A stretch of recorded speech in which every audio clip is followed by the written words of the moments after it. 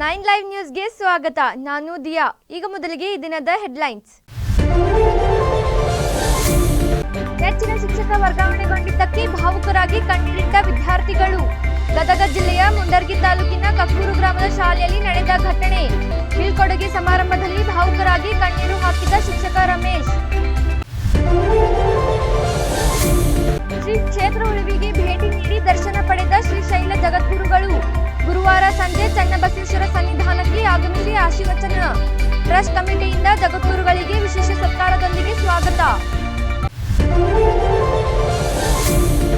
ನರಗುಂದದಿಂದ ಅಯೋಧ್ಯೆಯವರೆಗೂ ಪಾದಯಾತ್ರೆ ಕೈಗೊಂಡ ರಾಮಭಕ್ತರು. ಬರೋಬ್ಬರಿ 2,500 ಕಿಲೋಮೀಟರ್ ಪಾದಯಾತ್ರೆ ಮೂಲಕ ಕ್ರಮಿಸಿ ವಿಶೇಷ ದರ್ಶನ.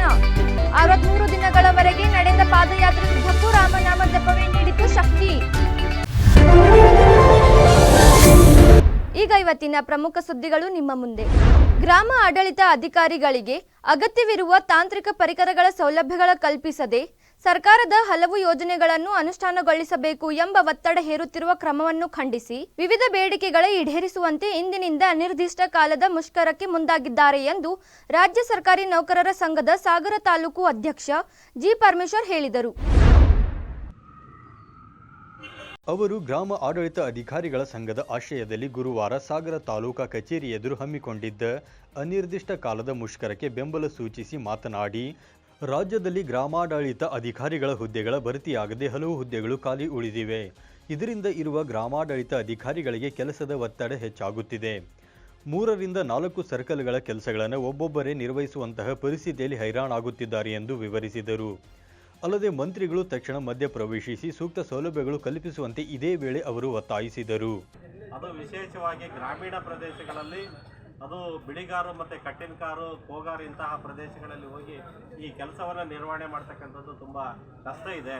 ಅವರು ಈಗಾಗಲೇ ಹೇಳಿದಂತೆ ಈ ಲ್ಯಾಂಡ್ ಬಿಟ್ಗಳನ್ನು, ಮ್ಯಾಪ್ಗಳನ್ನು ಮಾಡ್ತಕ್ಕಂಥದ್ದು, ಮತ್ತು ಅಗತ್ಯವಾಗಿರ್ತಕ್ಕಂಥ ಅವರಿಗೆ ಮೊಬೈಲ್ಗಳ ಇಲ್ಲದೆ ಇರ್ತಕ್ಕಂಥದ್ದು, ಲ್ಯಾಪ್ಟಾಪ್ಗಳಿಲ್ಲದೆ ಇರ್ತಕ್ಕಂಥದ್ದು, ಮತ್ತು ಮೊಬೈಲ್ಗಳ ಮತ್ತು ಲ್ಯಾಪ್ಟಾಪ್ಗಳನ್ನು ಅವ್ರದ್ದೇ ಅವು ಇರ್ತಕ್ಕಂಥವುಗಳನ್ನು ಬಳಕೆಯನ್ನು ಮಾಡಿ ಕೆಲಸಗಳನ್ನು ನಿರ್ವಹಣೆ ಮಾಡ್ತಾ ಇದ್ದಾರೆ. ಇದಕ್ಕೆ ಸರ್ಕಾರದಿಂದ ಯಾವುದೇ ರೀತಿಯಾಗಿರ್ತಕ್ಕಂಥ ಸೂಕ್ತವಾಗಿರ್ತಕ್ಕಂಥ ಪರಿಕರಗಳನ್ನು ನೀಡ್ತಾ ಇಲ್ಲ. ಪ್ರತಿಭಟನೆಯಲ್ಲಿ ಸಂಘದ ಗ್ರಾಮ ಆಡಳಿತ ಅಧಿಕಾರಿಗಳ ಸಂಘದ ಅಧ್ಯಕ್ಷರು, ಪದಾಧಿಕಾರಿಗಳು, ಸದಸ್ಯರು ಉಪಸ್ಥಿತರಿದ್ದರು. ತಮ್ಮ ನೆಚ್ಚಿನ ಶಿಕ್ಷಕರು ವರ್ಗಾವಣೆಯಾಗಿದ್ದಕ್ಕೆ ವಿದ್ಯಾರ್ಥಿಗಳು ಕಣ್ಣೀರು ಹಾಕಿರುವಂತಹ ಘಟನೆ ಗದಗ ಜಿಲ್ಲೆ ಮುಂಡರ್ಗಿ ತಾಲೂಕಿನ ಕಕ್ಕೂರು ಗ್ರಾಮದ ಸರ್ಕಾರಿ ಹಿರಿಯ ಪ್ರಾಥಮಿಕ ಶಾಲೆಯಲ್ಲಿ ನಡೆದಿದೆ. ಕಕ್ಕೂರ ಗ್ರಾಮದ ಸರ್ಕಾರಿ ಶಾಲೆಯಲ್ಲಿ ವಿಜ್ಞಾನ, ಗಣಿತ ವಿಭಾಗದ ಶಿಕ್ಷಕರಾಗಿರುವ ರಮೇಶ್ ಎಲ್ ಅವರಿಗೆ ಕಕ್ಕೂರಿನಿಂದ ಚಿಕ್ಕಬಳ್ಳಾಪುರ ಜಿಲ್ಲೆ ಚಿಂತಾಮಣಿ ತಾಲೂಕಿನ ಶಾಲೆಯೊಂದಕ್ಕೆ ವರ್ಗಾವಣೆಯಾಗಿದೆ. ಈ ಹಿನ್ನೆಲೆ ಶಾಲೆಯಲ್ಲಿ ಅವರಿಗೆ ಬೀಳ್ಕೊಡುಗೆ ಸಮಾರಂಭವನ್ನು ಆಯೋಜಿಸಲಾಗಿತ್ತು. ಈ ವೇಳೆ ವಿದ್ಯಾರ್ಥಿಗಳು ಕಣ್ಣೀರು ಸುರಿಸುವ ಮೂಲಕ ತಮ್ಮ ನೆಚ್ಚಿನ ಶಿಕ್ಷಕರನ್ನ ಬೀಳ್ಕೊಟ್ಟಿದ್ದು ಎಲ್ಲರನ್ನ ಭಾವುಕರನ್ನಾಗಿಸಿತು. ಕಳೆದ 18 ವರ್ಷಗಳಿಂದಲೂ ಕಕ್ಕೂರ ಗ್ರಾಮದಲ್ಲಿಯೇ ಸೇವೆ ಸಲ್ಲಿಸಿದ ರಮೇಶ್ ಅವರು ಅತ್ಯುತ್ತಮ ಶಿಕ್ಷಕರೆಂದು ಕರೆಸಿಕೊಳ್ಳುವುದರ ಜತೆಗೆ ವಿದ್ಯಾರ್ಥಿಗಳಿಗೆಲ್ಲ ಅತ್ಯಂತ ಅಚ್ಚುಮೆಚ್ಚಿನ ಶಿಕ್ಷಕರಾಗಿದ್ದರೆಂದು ಹೇಳಲಾಗಿದೆ.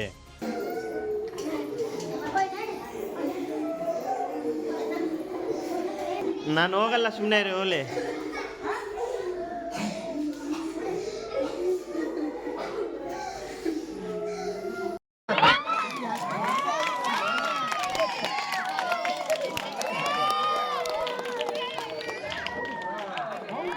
ಬೀಳ್ಕೊಡುಗೆ ಸಮಾರಂಭದಲ್ಲಿ ಕ್ಷೇತ್ರ ಶಿಕ್ಷಣಾಧಿಕಾರಿಗಳು ಹಾಗೂ ಸಿಆರ್ಪಿ ಮತ್ತು ಬಿಆರ್ಪಿ ಹಾಗೆ ಎಸ್ಡಿಎಂಸಿ ಅಧ್ಯಕ್ಷರು ಮತ್ತು ಉಪಾಧ್ಯಕ್ಷರು, ಸದಸ್ಯರು ಹಾಗೂ ಗ್ರಾಮದ ಗುರು ಹಿರಿಯರು ಸೇರಿದಂತೆ ಶಾಲಾ ವಿದ್ಯಾರ್ಥಿಗಳು ಉಪಸ್ಥಿತರಿದ್ದರು.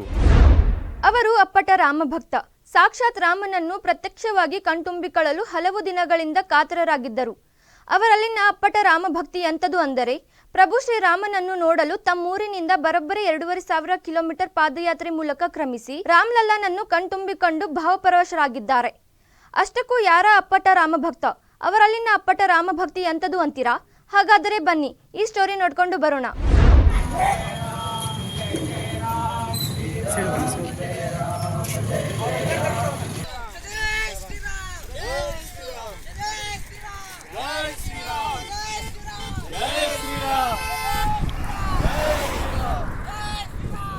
ಹೆಗಲ ಮೇಲೆ ಕೇಸರಿ ಶಾಲು, ಕಣ್ತುಂಬ ಪ್ರಭು ಶ್ರೀರಾಮನನ್ನು ಕಾಣುವ ಹಂಬಲ, ಹೃದಯದಲ್ಲಿ ಕಠಿಣ ಸವಾಲು ಎದುರಿಸುವ ಸಂಕಲ್ಪದೊಂದಿಗೆ ಜೈ ಶ್ರೀರಾಮ್ ಜೈ ಜೈ ಶ್ರೀರಾಮ್ ಎಂಬ ಉದ್ಘೋಷದೊಂದಿಗೆ ಪಾದಯಾತ್ರೆ ಹೊರಟಿರುವ ಇವರ ಹೆಸರು ಸಂದೀಪ್ ಲಕ್ಷ್ಮಣ್ ಪ್ರಸಾದ್ ಸುಬೇದಾರ್ ಎಂದು. ಮುದ್ರಣಕಾಶಿ ಗದಗ ಜಿಲ್ಲೆಯ ನರಗುಂದ ಪಟ್ಟಣದವರು. ಮೊದಲಿನಿಂದಲೂ ಭಕ್ತಿ ಭಾವದಿಂದ ನಡೆದುಕೊಳ್ಳುವ ಸಂದೀಪ್ ಅವರು ಪ್ರಭು ಶ್ರೀರಾಮನ ಆದರ್ಶಗಳಿಗೆ ಮನಸೋತವರು. ಹೀಗಾಗಿಯೇ ರಾಮಲಲ್ಲಾನನ್ನು ತನುಮನದಲ್ಲಿ ತುಂಬಿಕೊಂಡು ಸದಾ ರಾಮಭಕ್ತಿಯಲ್ಲಿ ಲೀನರಾಗಿದ್ದರು. ಹೀಗಿರಬೇಕಾದರೆ ರಾಮ ಜನ್ಮಭೂಮಿ ಅಯೋಧ್ಯೆಯಲ್ಲಿ ಜನವರಿ 22ರಂದು ರಾಮ ಮಂದಿರದಲ್ಲಿ ರಾಮಲಲ್ಲಾನ ಪ್ರಾಣ ಪ್ರತಿಷ್ಠಾಪನೆ ನಡೆಯಿತು. ಅಂದೇ ರಾಮ ಮಂದಿರಕ್ಕೆ ತೆರಳಿ ಶತಮಾನಗಳ ಬಳಿಕ ರಾಮಲಲ್ಲಾ ಮರು ಪ್ರತಿಷ್ಠಾಪನೆಗೊಳ್ಳುವುದನ್ನು ಕಣ್ತುಂಬಿಕೊಳ್ಳಲು ಸಂದೀಪ್ ಸುಬೇದಾರ್ ಇಚ್ಛಿಸಿದ್ದರು. ಆದರೆ ಅದು ಸಾಧ್ಯವಾಗದ ಹಿನ್ನೆಲೆ ಕೊನೆಗೆ ಪಾದಯಾತ್ರೆಯ ಮೂಲಕ ತೆರಳಿ ಪ್ರಭು ಶ್ರೀರಾಮನನ್ನು ಕಾಣಲು ಸಿದ್ಧರಾಗಿದ್ದರು. ಮಹಾದೇವ್ ಜೈ ಶ್ರೀರಾಮ್ ಜೈ ಶ್ರೀರಾಮ್ ಜೈ ಶ್ರೀರಾಮ್ ಜೈ ಶ್ರೀರಾಮ್ ಶ್ರೀರಾಮ ಜಯ ರಾಮ ಶ್ರೀರಾಮ ಜಯ ರಾಮ ಜಯ. ಈ ಹಿನ್ನೆಲೆ ಸಂದೀಪ್ ಸುಬೇದಾರ್ ಅವರು ತಮ್ಮೊಟ್ಟಿಗೆ ಸಮಾನ ಮನಸ್ಕರರಾದ ವಿಠಲ್ ಕಲಾಲ್, ರುದ್ರಗೌಡ ಹಿರೇಗೌಡರ್ ಸೇರಿದಂತೆ ಇನ್ನಿಬ್ಬರ ಜತೆಯಾಗಿರಿಸಿಕೊಂಡು ದೂರದ ಉತ್ತರ ಪ್ರದೇಶದಲ್ಲಿರುವ ಅಯೋಧ್ಯೆಯ ರಾಮ ಮಂದಿರಕ್ಕೆ ಪಾದಯಾತ್ರೆ ಮೂಲಕ ತೆರಳುವ ಸಂಕಲ್ಪ ಮಾಡಿದರು. ಪ್ರಭು ಶ್ರೀರಾಮನ ಅಪ್ಪಟ ಭಕ್ತರ ಸಂಕಲ್ಪ ಶಕ್ತಿಯೇ ಅಂಥದ್ದು.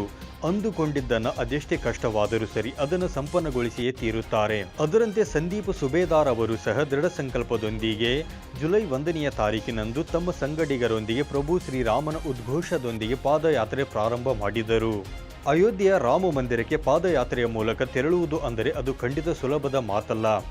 ಆದರೆ ಮನದೊಳಗೆ ರಾಮ ನಾಮ ಜಪ ಮಾಡುತ್ತಿದ್ದರೆ ಯಾವುದೂ ಕಷ್ಟವೂ ಅಲ್ಲ ಅನ್ನೋ ಹಾಗೆ ಸಂದೀಪ್ ಸುಬೇದಾರ್ ಅವರು ಒಟ್ಟು 63 ದಿನಗಳವರೆಗೂ ಪಾದಯಾತ್ರೆ ಕೈಗೊಂಡು ಕ್ರಮಿಸಿದ ದೂರ ಬರೋಬ್ಬರಿ 2,500 ಕಿಲೋಮೀಟರ್ ದೂರ. ಮಳೆ ಗಾಳಿ ಬಿಸಿಲು ಇದ್ಯಾವುದನ್ನು ಲೆಕ್ಕಿಸದೆ ಹೊರಟ ಸಂದೀಪ್ ಸುಬೇದಾರ್ ಮತ್ತು ಅವರ ತಂಡದವರ ಕಾರ್ಯಕ್ಕೆ ನರಗುಂದವೂ ಸೇರಿ ಬಹುತೇಕ ಭಾಗಗಳಲ್ಲಿ ಅಪಾರ ಬೆಂಬಲ ವ್ಯಕ್ತವಾಗಿತ್ತು. ಸಂದೀಪ್ ಸುಬೇದಾರ್ ಅವರು ಕೈಗೊಂಡ ಲೋಕ ಕಲ್ಯಾಣಾರ್ಥ ಕಲ್ಯಾಣ ಯಾತ್ರೆ ಶುಭಕರವಾಗಿ ಸಂಪನ್ನವಾಗಲಿ ಎಂದು ಎಲ್ಲರೂ ಹರಿಸಿ ಹಾರೈಸಿದ್ದರು.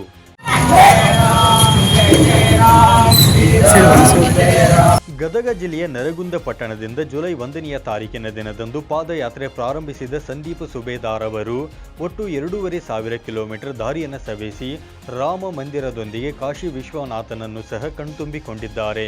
ಈ ಮಧ್ಯೆ ಚಿತ್ರಕೂಟಕ್ಕೂ ಅವರು ಭೇಟಿ ನೀಡಿ ಅಲ್ಲಿಯೂ ಕೂಡ ಭಕ್ತಿ ಸಮರ್ಪಣೆ ಮಾಡಿದ್ದಾರೆ. ಇನ್ನು ಅತ್ಯಂತ ಕಠಿಣ ಕಾರ್ಯವನ್ನು ಸಂಪನ್ನಗೊಳಿಸಲು ಅವರು ಬರೋಬ್ಬರಿ 63 ದಿನಗಳವರೆಗೂ ಪಾದಯಾತ್ರೆ ಮಾಡಿ ಸೆಪ್ಟೆಂಬರ್ 18ರಂದು ತಮ್ಮೂರಿಗೆ ಅತ್ಯಂತ ಸುರಕ್ಷಿತವಾಗಿ ಮರಳಿ ಬಂದಿದ್ದಾರೆ. ಈ ಮೂಲಕ ಹೃದಯದಲ್ಲಿ ಅಪ್ಪಟ ರಾಮಭಕ್ತಿಯೊಂದಿದ್ದರೆ ಎಂತಹ ಕಠಿಣ ಸವಾಲುಗಳನ್ನು ಸಹ ಎದುರಿಸಬಹುದು ಎಂದು ಸಾರಿದ್ದಾರೆ. ಇನ್ನು ಭಗವಾನ್ ವಿಷ್ಣುವಿಗೆ ಸಮರ್ಪಿತವಾಗಿರುವ ಜನವರಿ 22ನೇ ತಾರೀಕಿನ ಕರ್ಮ ದ್ವಾದಶಿಯ ದಿನದಂದು ಪ್ರಾಣ ಪ್ರತಿಷ್ಠೆಗೊಂಡ ಅಯೋಧ್ಯೆಯ ಶ್ರೀರಾಮಲಲ್ಲಾನ ಅನುಗ್ರಹವನ್ನು ಪಡೆದು ಸದ್ಯ ಕೃತಾರ್ಥರಾದ ಅನುಭೂತಿಯನ್ನು ಹೊಂದಿರುವ ಸಂದೀಪ್ ಸುಬೇದಾರ್ ಮತ್ತು ಅವರ ಸಂಗಡಿಗರು ಧನ್ಯತಾ ಭಾವವನ್ನು ವ್ಯಕ್ತಪಡಿಸಿದ್ದು ಬದುಕಿನುದ್ದಕ್ಕೂ ಇದೊಂದು ಅವಿಸ್ಮರಣೀಯ ನೆನಪು ಎಂದು ಭಾವುಕರಾಗಿದ್ದಾರೆ.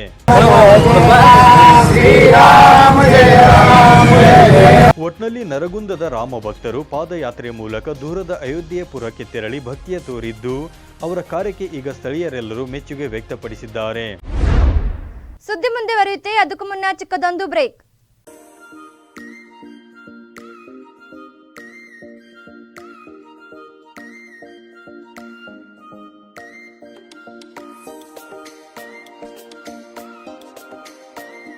ನೀವು ವೀಕ್ಷಿಸಲೇಬೇಕಾದ ಎಕ್ಸ್ಕ್ಲೂಸಿವ್ ಸುದ್ದಿಗಳು, ಪ್ರಮುಖ ಮಾಹಿತಿಗಳು, ಸಖತ್ ಮನರಂಜನೆ ಹಾಗೂ ಜನಪ್ರಿಯ ಕಾರ್ಯಕ್ರಮಗಳು ನಮ್ಮ ವಾಹಿನಿಯಲ್ಲಿ. ದಿನನಿತ್ಯದ ಸಮಗ್ರ ಸುದ್ದಿಗಳಿಗಾಗಿ ವೀಕ್ಷಿಸಿ ಉತ್ತರ ಕರ್ನಾಟಕದ ನಿಮ್ಮ ಹೆಮ್ಮೆಯ ಸುದ್ದಿ ವಾಹಿನಿ 9 ಲೈವ್. ಇದು ಸತ್ಯದ ಪ್ರತಿರೂಪ.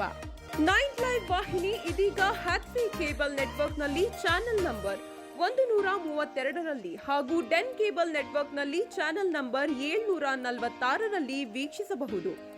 9 ಲೈವ್ ಚಾನೆಲ್ ಇದೀಗ ಸೋಷಿಯಲ್ ಮೀಡಿಯಾಗಳಾದ ಯೂಟ್ಯೂಬ್, ಫೇಸ್ಬುಕ್ ಹಾಗೂ ಇನ್ಸ್ಟಾಗ್ರಾಂನಲ್ಲೂ ವೀಕ್ಷಿಸಬಹುದು.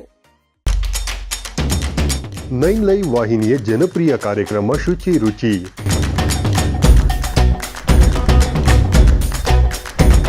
ಪ್ರತಿ ಶುಕ್ರವಾರ ಮಧ್ಯಾಹ್ನ 1:30 ಪ್ರಸಾರ. ಮತ್ತೆ ಭಾನುವಾರ ಸಂಜೆ 6 ಗಂಟೆಗೆ ಮರು ಪ್ರಸಾರ. ಅಡುಗೆ ಮಾಡೋ ಹವ್ಯಾಸ ನಿಮ್ಮದಾಗಿದ್ದರೆ ಈಗಲೇ ಕರೆ ಮಾಡಿ ಹೆಸರು ನೋಂದಾಯಿಸಿಕೊಳ್ಳಿ. ನಮ್ಮ ದೂರವಾಣಿ ಸಂಖ್ಯೆ 7411784976. ತೆರೆಮರೆಯಲ್ಲಿರುವ ಗಾನ ಪ್ರತಿಭೆಗಳಿಗೆ ಅದ್ಭುತ ವೇದಿಕೆ ಒದಗಿಸುವ ನಮ್ಮ ದಿಗ್ಗಜರು ಈಗ ನಿಮ್ಮ ಮನಗಳಿಗೆ ಲಗ್ಗೆ ಇಡಲು ಸಿದ್ಧವಾಗಿದೆ. ಇನ್ನು ಪ್ರತಿ ಶನಿವಾರ ಮಧ್ಯಾಹ್ನ 1:30ಕ್ಕೆ ನಿಮ್ಮ ನೆಚ್ಚಿನ 9 ಲೈವ್ ವಾಹಿನಿಯಲ್ಲಿ ಪ್ರಸಾರಗೊಳ್ಳಲಿದೆ. ಮತ್ತೆ ಮರುಪ್ರಸಾರ ಭಾನುವಾರ 1:30ಕ್ಕೆ. ನಿಮಗೂ ಗಾಯನದಲ್ಲಿ ಆಸಕ್ತಿ ಇದ್ದು ಉತ್ತಮ ವೇದಿಕೆ ಲಭಿಸುತ್ತಿಲ್ಲವೆಂದರೆ ಚಿಂತೆ ಯಾಕೆ? ಕೂಡಲೇ ನಮ್ಮ ದೂರವಾಣಿ ಸಂಖ್ಯೆ 7349416023ಗೆ ಸಂಪರ್ಕಿಸಿ. ಕಾರ್ಯಕ್ರಮದಲ್ಲಿ ನೀವು ಪಾಲ್ಗೊಳ್ಳಿ. ಬ್ರೇಕ್ ನಂತರ 9 ಲೈವ್ ನ್ಯೂಸ್ಗೆ ಸ್ವಾಗತ. ಕಾರವಾರ ಜಿಲ್ಲೆಯ ಜೊಯ್ಡಾ ತಾಲೂಕಿನ ಶ್ರೀ ಕ್ಷೇತ್ರ ಉಳಿವಿ ಚನ್ನಬಸವೇಶ್ವರ ಸನ್ನಿಧಾನಕ್ಕೆ ಗುರುವಾರ ಸಂಜೆ ಶ್ರೀ ಶೈಲ ಜಗದ್ಗುರುಗಳು ಆಗಮಿಸಿ ದರ್ಶನ ಪಡೆದು ನೆರೆದ ಭಕ್ತರಿಗೆ ಆಶೀರ್ವಚನ ನೀಡಿದರು.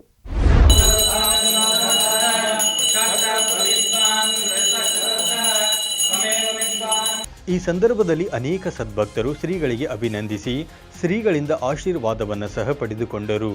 ಇನ್ನು ಶ್ರೀಗಳನ್ನು ಕುಂಭ ಹಾಗೂ ವೇದಘೋಷದೊಂದಿಗೆ ಭಕ್ತಿಯಿಂದ ಸ್ವಾಗತಿಸಿ ಟ್ರಸ್ಟ್ ಕಮಿಟಿ ಹಾಗೂ ಊರಿನ ವೀರಶೈವ ಲಿಂಗಾಯತ ಬಂಧುಗಳಿಂದ ವಿಶೇಷ ಗೌರವವನ್ನು ಸಹ ಸಲ್ಲಿಸಲಾಯಿತು.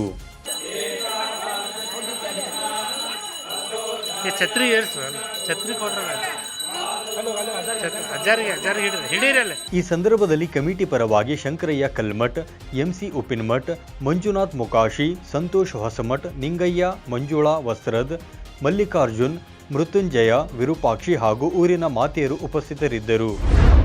ಆರೋಗ್ಯದಲ್ಲಿ ದುಷ್ಪರಿಣಾಮ ಬೀರುವಂತಹ ಆಹಾರ ಪದಾರ್ಥಗಳ ಮೇಲೆ ನಿಯಂತ್ರಣವಿರಬೇಕು. ಪ್ರತಿಯೊಬ್ಬರೂ ಉತ್ತಮವಾದ ಆರೋಗ್ಯ ಪದ್ಧತಿ ಮತ್ತು ಜೀವನ ಶೈಲಿಯನ್ನು ಪಾಲಿಸಬೇಕು ಎಂದು ಹಿರಿಯ ಸಿವಿಲ್ ನ್ಯಾಯಾಧೀಶರಾದ ಪರಶುರಾಮ್ ಎಫ್ ದೊಡ್ಮನಿ ಅವರು ಹೇಳಿದರು. ಧಾರವಾಡ ಜಿಲ್ಲಾಡಳಿತ, ಜಿಲ್ಲಾ ಪಂಚಾಯತ್, ಜಿಲ್ಲಾ ಕಾನೂನು ಸೇವೆಗಳ ಪ್ರಾಧಿಕಾರ ಹಾಗೂ ಮಹಿಳಾ ಮತ್ತು ಮಕ್ಕಳ ಅಭಿವೃದ್ಧಿ ಇಲಾಖೆಯ ಸಂಯುಕ್ತಾಶ್ರಯದಲ್ಲಿ ಕರ್ನಾಟಕ ಕುಲಪುರೋಹಿತ ಆಲೂರು ವೆಂಕಟರಾವ್ ಸಾಂಸ್ಕೃತಿಕ ಭವನದಲ್ಲಿ ಆಯೋಜಿಸಲಾಗಿದ್ದ ಜಿಲ್ಲಾ ಮಟ್ಟದ ರಾಷ್ಟ್ರೀಯ ಪೋಷಣ ಮಾಸಾಚರಣೆ ಕಾರ್ಯಕ್ರಮವನ್ನು ಉದ್ಘಾಟಿಸಿ ಅವರು ಮಾತನಾಡಿದರು. ಪ್ಲಾಸ್ಟಿಕ್ ವಸ್ತುಗಳನ್ನು ಹೆಚ್ಚಾಗಿ ಬಳಕೆ ಮಾಡುವುದರಿಂದ ಸಾರ್ವಜನಿಕರ ಆರೋಗ್ಯದ ಮೇಲೆ ದುಷ್ಪರಿಣಾಮ ಬೀರುತ್ತದೆ. ಹೆಚ್ಚಿನ ಜನರು ರಾಸಾಯನಿಕ ಬಳಸಿದ ಆಹಾರವನ್ನು ಸೇವಿಸುವುದರಿಂದ ಹಲವಾರು ಕಾಯಿಲೆಗಳಿಗೆ ತುತ್ತಾಗುತ್ತಿದ್ದು ಆರೋಗ್ಯದ ಮೇಲೆ ದುಷ್ಪರಿಣಾಮ ಬೀರುವಂತಹ ಆಹಾರವನ್ನು ಸೇವಿಸಬಾರದೆಂದು ಅವರು ಈ ವೇಳೆ ತಿಳಿಸಿದರು. ಈ ಸಂದರ್ಭದಲ್ಲಿ ತಾಲೂಕಾ ಆರೋಗ್ಯಾಧಿಕಾರಿ ಡಾಕ್ಟರ್ KN ತನುಜಾ, ಮಹಿಳಾ ಮತ್ತು ಮಕ್ಕಳ ಅಭಿವೃದ್ಧಿ ಇಲಾಖೆಯ ಉಪನಿರ್ದೇಶಕಿ HH ಕುಕನೂರ್, ನವಲಗುಂದ ತಾಲೂಕಿನ ಸಮಾಜ ಕಲ್ಯಾಣ ಇಲಾಖೆಯ ಸಹಾಯಕ ನಿರ್ದೇಶಕಿ ಲಲಿತಾ ಸೇರಿದಂತೆ ಕಾರ್ಯಕ್ರಮದಲ್ಲಿ ಅಂಗನವಾಡಿ ಮೇಲ್ವಿಚಾರಕಿಯರು, ಆಶಾ ಕಾರ್ಯಕರ್ತೆಯರು, ಮಹಿಳಾ ಮತ್ತು ಮಕ್ಕಳ ಅಭಿವೃದ್ಧಿ ಇಲಾಖೆಯ ಸಿಬ್ಬಂದಿಗಳು ಹಾಗೂ ಸಾರ್ವಜನಿಕರು ಉಪಸ್ಥಿತರಿದ್ದರು. ಇವಿಷ್ಟು ಹೊತ್ತಿನ ಪ್ರಮುಖ ಸುದ್ದಿಗಳು. ನಿರಂತರ ಸುದ್ದಿಗಳಿಗಾಗಿ ನೋಡ್ತಾ ಇರಿ 9 ಲೈವ್ ನ್ಯೂಸ್. ಇದು ಸತ್ಯದ ಪ್ರತಿರೂಪ.